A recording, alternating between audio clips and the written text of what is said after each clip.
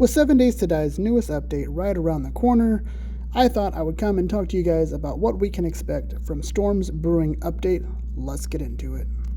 Storm's Brewing is scheduled to release for Q4 of 2024, which is anywhere from this month of September to December. Now, that could get pushed back, but that is what their plan is as of now. What can we expect to see in the Storm's Brewing update? Let's talk about it. The thing we're going to talk about first is what I'm least excited for this update, and that's the weather system and the biome progression. To me, personally, those are the things that I really care about the least as far as the game, especially the weather. Is it cool to have it? Absolutely. Will it bring a little bit more life to the game? Potentially. But it's not something that I feel like was absolutely needed in this first update. But I digress. That's what we're getting. So we'll take that for what it is. But what most of you are here to see is what are we going to get about crossplay between PC and console. Now, it is scheduled for the Storm's Brewing update to get crossplay between PC and console, but that's something that could get pushed back if they haven't got all the bugs worked out yet.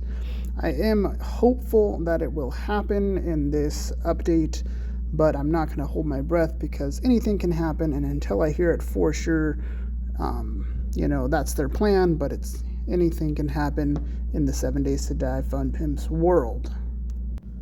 The next thing we're also supposed to be getting is random gen for console. Now, that is something big for console because there was a lot of players who were kind of bummed out that they weren't going to have random gen. Yes, they still had several pre-generated maps to use, but they really wanted random gen. And they will be getting that with this update. Hopefully, I think it'll happen. I don't see why it wouldn't. But that's the plan also, is random gen for console. They're also planning to bring a new way to spawn into the game. Like if you die, you can spawn near your teammates, friends, if you're playing online. I think that's something that's cool. I don't know that it's a huge deal, but something that'll just kind of add a little bit of extra pizzazz to the game. I think it's a cool idea, but it's not a major detail of the game that we had to have. But it is a cool idea, like I said. But going back to the crossplay, myself, other creators, and players alike are still wondering how that is going to work if it does get pushed out in this update. Will you have to go to the Fun Pimps website and make an account there? Will you have to know your friends' Microsoft account or their console, whether it's Xbox or PlayStation, their gamer names there? Is that something that will happen? We do not know, and I don't know when they're going to let us know how that's all going to work. But that is a question that needs to be answered by the Fun Pimp, so that way we can understand how that's going to work. The next thing we're going to talk about is the potential downloadable outfits for DLC. Supposedly coming. Don't think they're going to be free. I think it's going to be a microtransaction thing and microtransaction. I myself personally don't really purchase things like that on games unless it's something that I really, really want. So I don't know that I will be buying them, but they could potentially be really cool for those of you who don't mind spending some money just to have some cool outfits.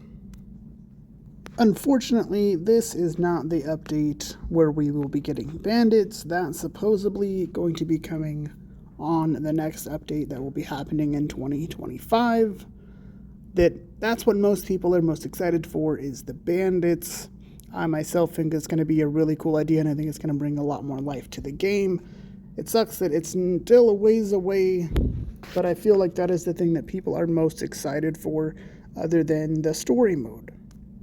So make sure you're on the lookout for that in 2025. But if you guys did enjoy this video, make sure you're hitting that like button and that subscribe button so you don't miss out on any of my 7 Days to Die content, bringing you all the news and updates coming up for 7 Days to Die. Thank you guys so much for watching, and I'll catch you guys in the next one.